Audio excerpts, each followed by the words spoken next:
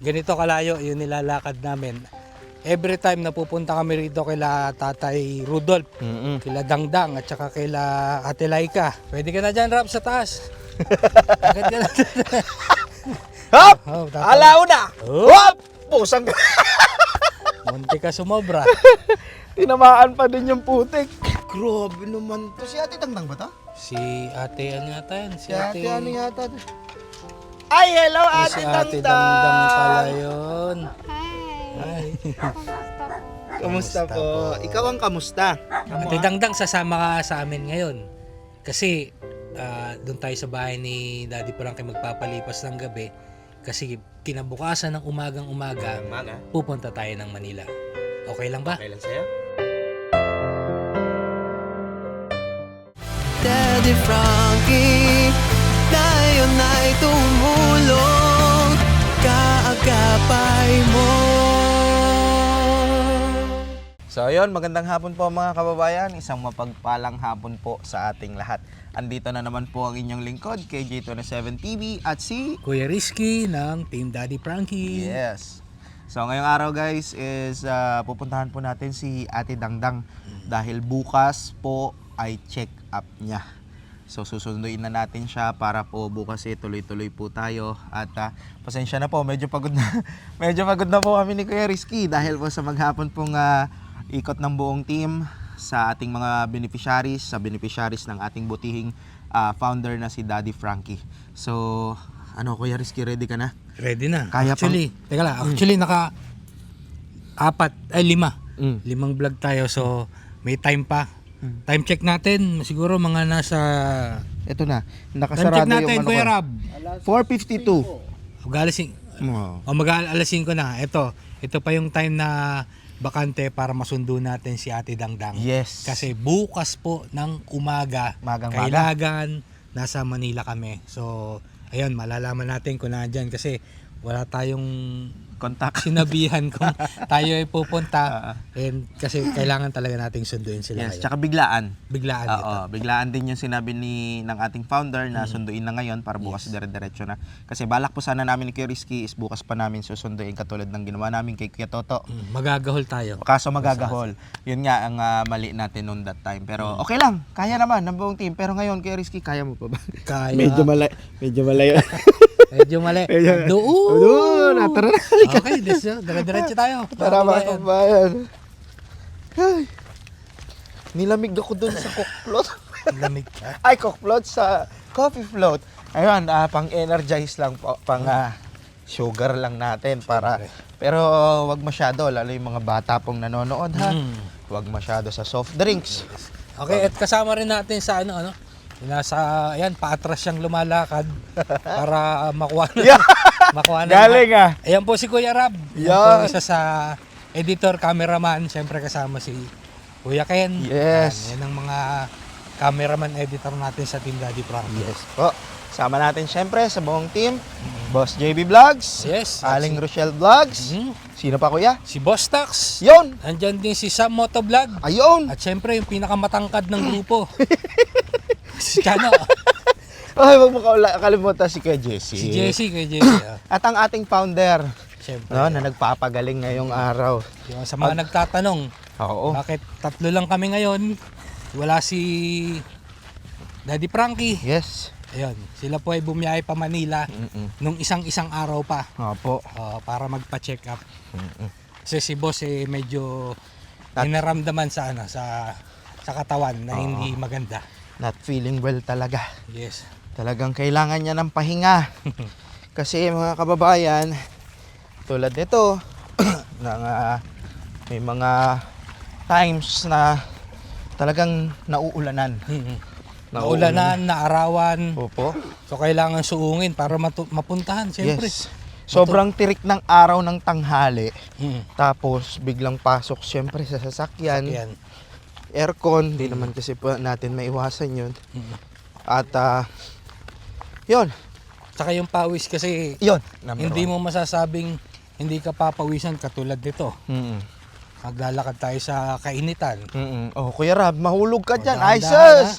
Kita mo yung nahulog ka doon sa Isabela? Baka magkamali ka dyan. Dito na kami sa kabila. So ayan mga kababayan, mauuna na kami sa camera. Kasi Sa kabila. sa kabila dumaan. Mali. Putik daw.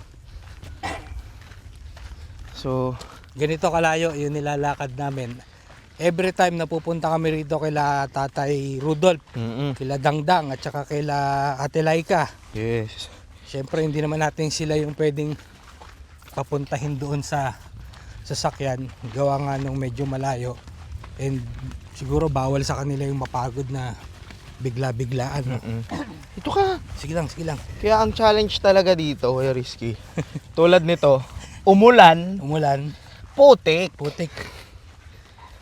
Dapat pala, tinanggal ko yung medyas ko. Uy. Mali. Alright. Okay lang. So ayan, halos nangangalahati pa lang tayo, no? Oo. Meron pa tayong isang putik pa rin na madadaanan natin. Pwede ka na dyan, Rap, sa taas. Agad ka na. Hop! Oh, Alauna! Oh. Hop! Pusang Munti ka sumobra. tinamaan pa din yung putik.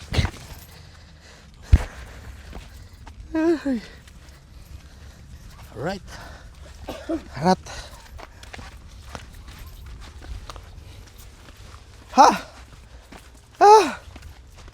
So yun, shoutout po sa mga kababayan natin na OFWs. No? Yung mga supporters ni Daddy Frankie sa ibang bansa. Yung mga talagang araw-araw nanonood. Yes. Laging nandyan, no? Mga, di man natin sila nakikita, silent viewer, pero sa comment section makikita nyo talagang nandun pala sila, napanood nila. Nawawala daw yung pagkalungkot nila. Pag napapanood Pag nila yung mga, napapanood nila. lalo na yung mga beneficiary na kailangan tulungan. Nako, may tog-tog. May tog-tog. Makakanta yata si Ate Dangdang, ah. Ayo!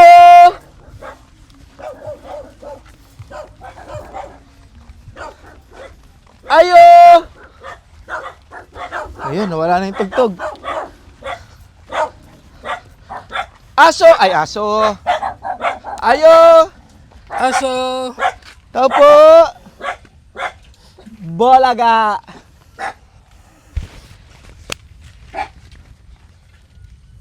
Sino to? Grabe naman to. Si Ate Dangdang ba to? Si Ate ano yata yan? Si Ate ano yata to? Ay, hello Ate Si Ate Dangdang! Dangdang pala yun. How are you? Kamusta ka, Ate Dang? Halika. Kamusta Gandang ka? hapon. Mag-hi ka sa kanila. Hi! Ay. Kamusta po? Kamusta po? po? Ikaw ang kamusta? Okay lang. Kamusta ang pakiramdam mo? Okay lang. Okay lang. Si tatay, nasan? Hindi Halika. si tatay. Uy, yung si tatay. Hi, tay! Papahinga si Magandang tatay. tanghali. Or hapon na pala. Alas 5 na. Mukhang nagpapahangin Kamusta ka ka, tayo. tay? Medyo okay na rin. Medyo Ate Dang. na rin. Kamusta tayo yung mga gamot mo, tay? Naiinom ba? Tay. Nung yung pang anti-TB ko sa nung ano ko na lang nainom, na ituloy yung paglabas ko sa Hospital. ospital. Binawasan nyo ba yung ano, tay? Binawasan nyo yung binawasan nyo yung gamot na iniinom nyo? Nung na-confine ako, sabi naman ni doon sa yung doktor doon, huwag mo na yung dati kong gamot. Yung reseta nila, yun lang ang pinagagamit Inom sa mo na. akin. Kumusta naman? Yung nabawasan yung gamot na iniinom nyo? Medyo okay naman. Mas okay. Tapos, nagpa-derma rin na kami. Ano sabi, tay? Kinuhanan din ako ng laboratory. Tapos, ang sabi naman ng doktor, okay naman daw yung ano ko na. Hindi na raw nakakahawa yung anti-TB ko. So okay na. Pero yung sa skin nyo, sa balat, okay naman. Mayroon binigay na ang mahal. Isang capsule lang 1,034. 1,034. Apat yung pinakukuha, dalawa lang nakuha na. Dalawa. Ilang beses nyo iinumin yung isang tableta na yun? Isang linggo. Isang linggo, isang. Hindi ko nga alam kay Jo ang kasama ko. Jo, sino? Pero sa derma yon yung nagbigay sa inyo ng isang tableta, mga kababayan, 1,034 pesos. Pakamahal, no? Mm-mm. Eh, pero nung ginagawa na ko ng reseta, sinabi niya talaga Kailangan yon. kailangan at saka mahal talaga ito. Gamot na ito, sabi niya. Pero kailangan nyo i-take. Pero 4 na piraso lang yun. Oo, pero 2 lang muna ang kinuha namin. Kasi sa susunod na Miyerkules, nung buka ay sa Miyerkules, sa susunod pang Miyerkules, Oh, isa pa. check up ko. Check up. ko na naman doon sa kanila. Sa derma. Okay. Sa Miyerkules naman, diyan sa Tayo, hospital naman sa Tayo. Sa tayo. Yun, Sunod-sunod nga ang check up ko. Pero mga kababayan, nakita niyo naman si tatay ngayon, kaysa yung aura nung last interview ni Daddy Frankie, mas nakakangiti. Yes, mas masigla siya. Mas ngayon. masigla. Eh na, yun yung nararamdaman namin at nakikita namin ngayon kay tatay. Kamusta? Ano daw pong findings sa balat niya, tay? Ano daw pong sabi? Ano daw po yan? Eh, ang sabi naman niya, allergy daw. Allergy.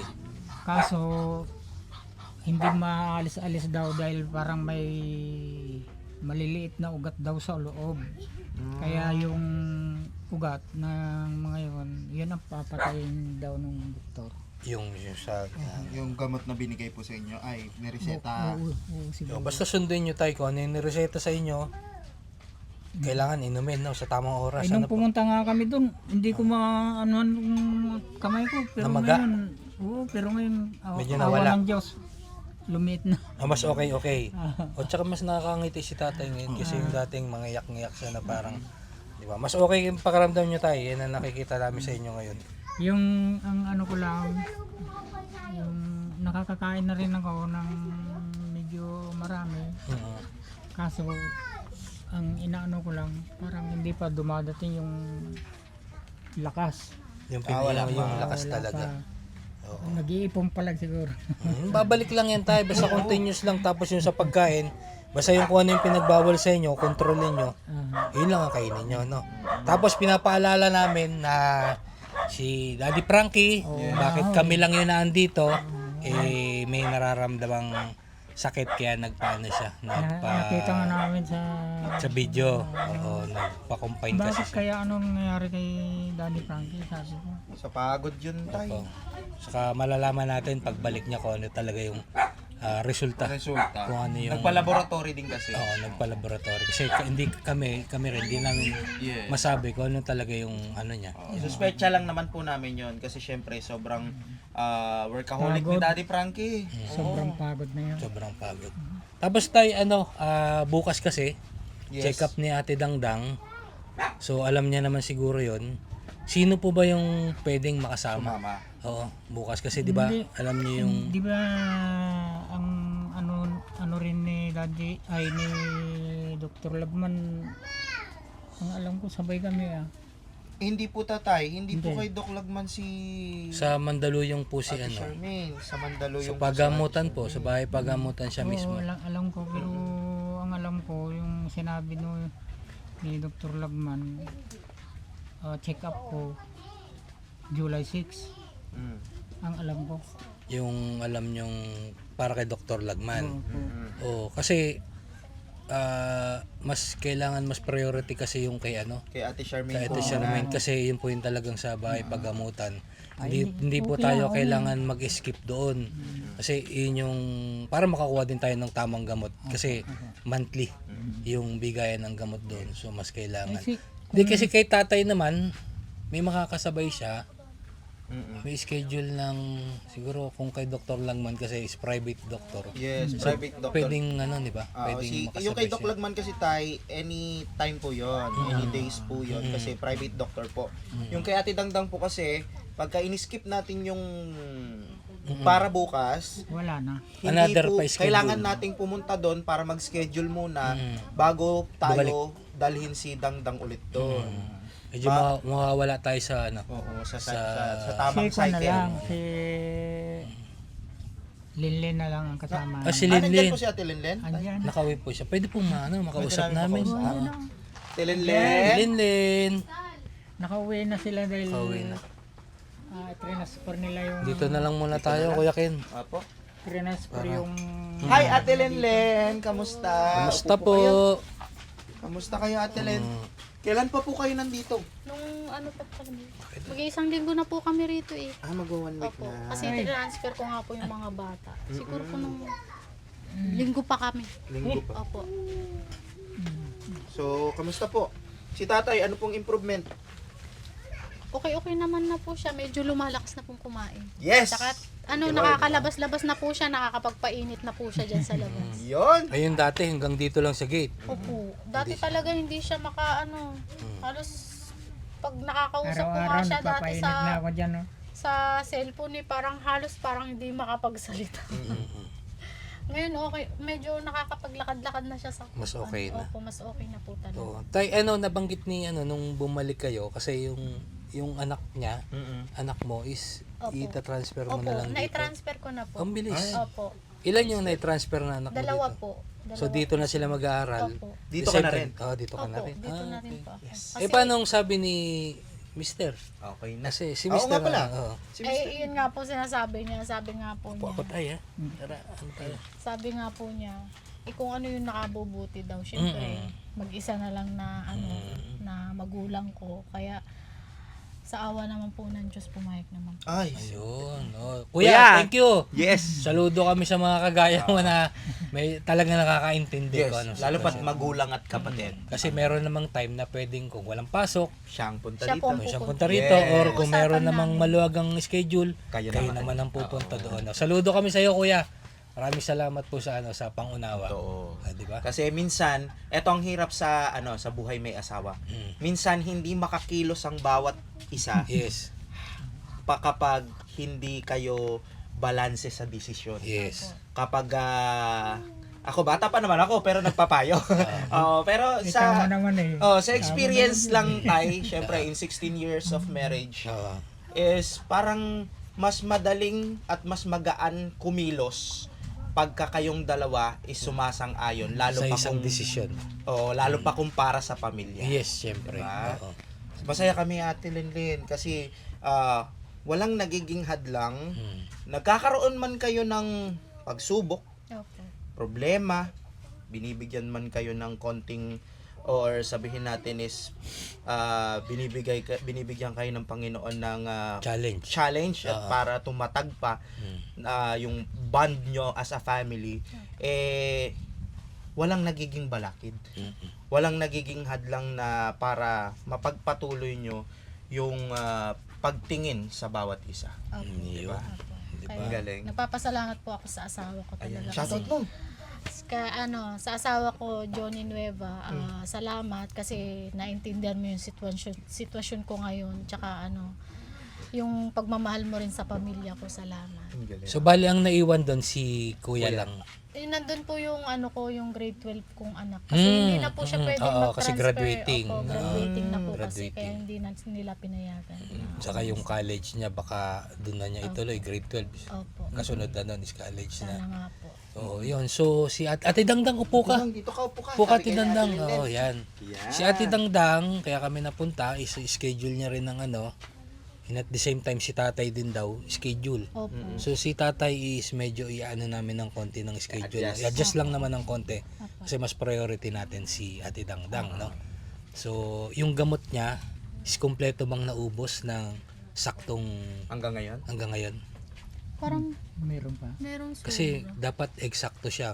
Isang buwan ang ibinibigay sa kanya. Hindi, pero alam Dalawang ko, buwan po yun eh. 2 months. Opo. Ayun binigay. 3 Ay, 3 months. months. 3 months. Yung- Pero check up niya talaga ngayon. Opo. Okay, sige. Tama rin. okay. Oo, tama nga. Yan nga yung Hindi nila- pagkakaalala ko.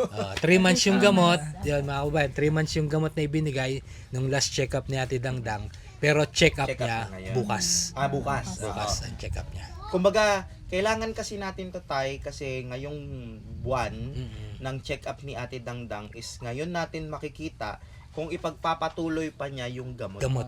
Okay. Or babawasan Magbabawas. or dadagdagan, imposible naman dagdagan, di ba? Ate Dang? Kasi nakikita naman natin si Ate Dangdang medyo mas okay. Sinalubong tayo. Yes.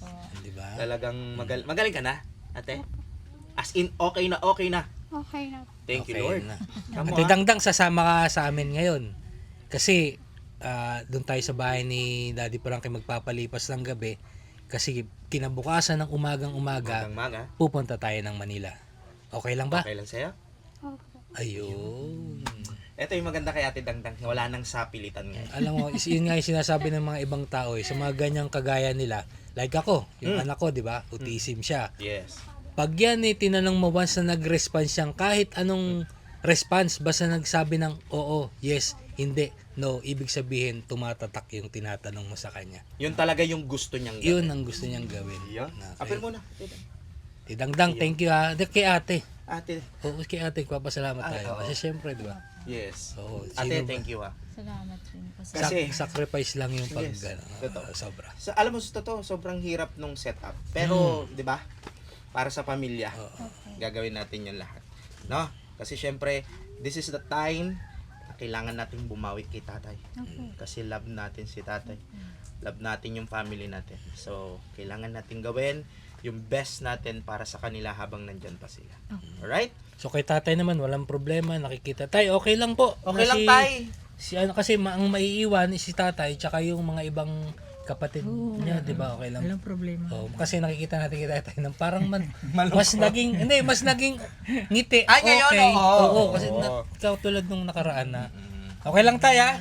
O basta pag babalikan ka namin, ikaw naman Masaya ang na rin ako kasi may improve na rin yung sarili ko. Oh, yun. Pero nararamdaman nyo, okay, mas okay.